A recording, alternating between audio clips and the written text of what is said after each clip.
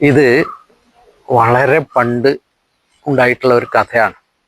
ഈ സ്വർണം ചെമ്പാക്കി മാറ്റുന്നതിനൊക്കെ ആ രാസവിദ്യയൊക്കെ നമ്മൾ പരിശീലിക്കുന്നതിന് എത്രയോ മുമ്പ് ദൂരെ ചൈനയിലാണ് അവിടുത്തെ ഒരു പ്രദേശം.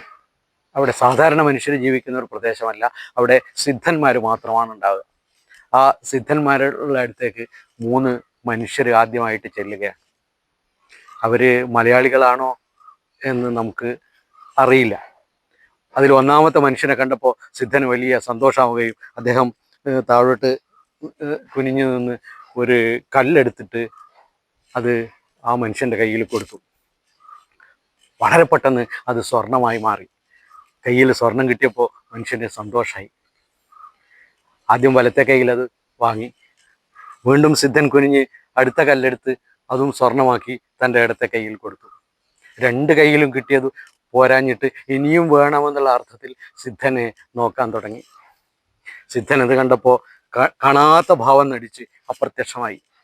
പിന്നെ വരുന്നത് അടുത്ത മനുഷ്യനാണ്.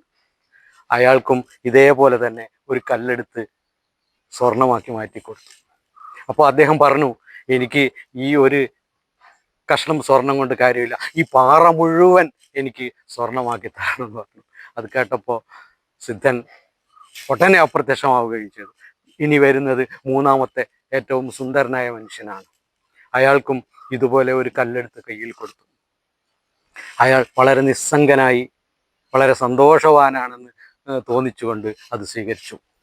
അത് കണ്ടപ്പോൾ സിദ്ധനും സന്തോഷമായി, അത്ഭുതവുമായി. അയാൾ വീണ്ടും ഒരു കല്ലെടുത്തു, അതും സ്വർണമാക്കി കൊടുത്തു.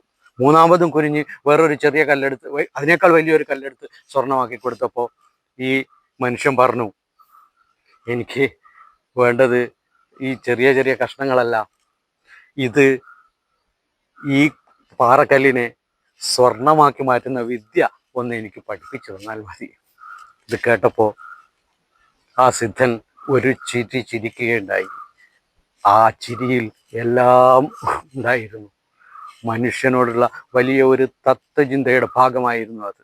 ഇങ്ങനെയുള്ള മനുഷ്യർ പിന്നെ അവിടെ ചെല്ലുന്നതിനെ കൊണ്ടായിരിക്കാം ഒരുപക്ഷെ ചൈനക്കാർ അവിടെ വലിയ മതിൽ കെട്ടിയത്. അത് കണ്ടിട്ടായിരിക്കാം മലയാളികൾ അവരുടെ വീടിന് ചുറ്റും മതിൽ കെട്ടിയത്.